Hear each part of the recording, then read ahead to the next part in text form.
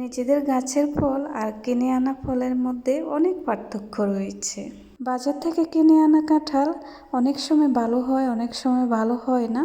নিজেদের গাছ পাকা ফলের স্বাদই অন্যরকম, এর কোনো তুলনা হয় না।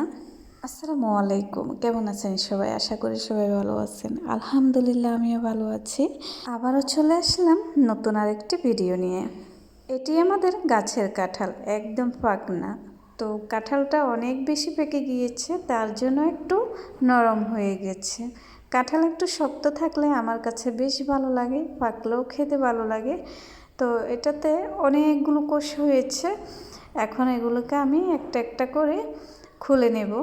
কাঁঠাল ভেঙে কোষগুলো খুলতে অনেক ঝামেলা লাগে, কারণ কাঁঠালের ভিতরে অনেক আঠা, হাতে লেগে যায়। যদিও আমি হাতে তেল মেখে নিয়েছি, তেল মেখে নেওয়ার পরেও হাতে অনেক আঠা লেগে যায়, এগুলোকে পরে ভালো করে ঘষে উঠাতে হয়। তো এই যে উপরে সাদা সাদা হয়ে রয়েছে, এগুলো হলো কাঁঠালের আঠা, এগুলো তুলতে অনেক কষ্ট হয়। এখন সবগুলো কাঁঠাল আমি বাইর করে নেব। এই কাঁঠালটা আমাদের পুরো বাড়িতে বিলানো হবে।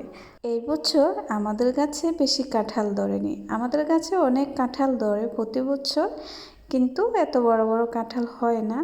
যে কোনো ফল গাছে বেশি ফল ধরলে ফলগুলো ছোট ছোট হয়, আর যদি পরিমাণে কম ধরে তাহলে ফলগুলো অনেক বড় বড় হয়। এবছর অনেক কম ফল ধরেছে আমাদের গাছে, তার জন্য কাঁঠালগুলো অনেক বড় বড় হয়েছে। এর চাইতেও অনেক বড় বড় কাঁঠাল হয়েছে আলহামদুলিল্লাহ আমাদের গাছে। কাঁঠালটি খোলা শেষ হলো, মাশাআল্লাহ পুরো এক গামলা ভর্তি হয়েছে। এখন একটু রান্না করে নেব খাওয়ার জন্য, দুপুরের খাবার। তো এখানে মুরগির মাংস ভেজে নেব। প্রথমে মুরগির মাংস ভেজেই রান্না করব, সাথে আলু দেব। কিছুক্ষণ এগুলোকে ভেজে নেব ভালো করে, হালকা ভেজে নিয়েছি। এখন এখানে আলু দিয়ে দিব, আলুগুলোকে হালকা ভেজে নেব। এখন আমি মেখে রাখা মশলাগুলো দিয়ে দিচ্ছি। আজকে বাটিতে আলাদাভাবে সবগুলো মশলা আমি মিক্স করে পানি দিয়ে রেখেছিলাম। এভাবে মশলা ভিজিয়ে রাখলে রান্নাটা খুবই সুন্দর হয়, আর তরকারির কালারটা দেখতেও ভালো লাগে। এগুলোকে এখন ঢাকনা দিয়ে অনেকক্ষণ সময় নিয়ে কষিয়েছি।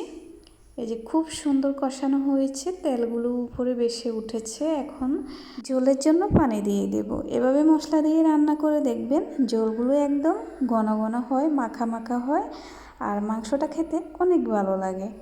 তো এখন এখানে আমি পরিমাণ মতো ঝোলের পানিটা দিয়ে দিলাম, আবার এগুলো ঢাকনা দিয়ে রান্না করে নেব। আজকে শুধু এক তরকারি রান্না করছি, বেশি রান্না করি নাই। তো অলরেডি রান্নাটা হয়ে গিয়েছে। এ পর্যন্তই রান্না বান্না আজকের। আল্লাহ হাফেজ, আসসালামু আলাইকুম।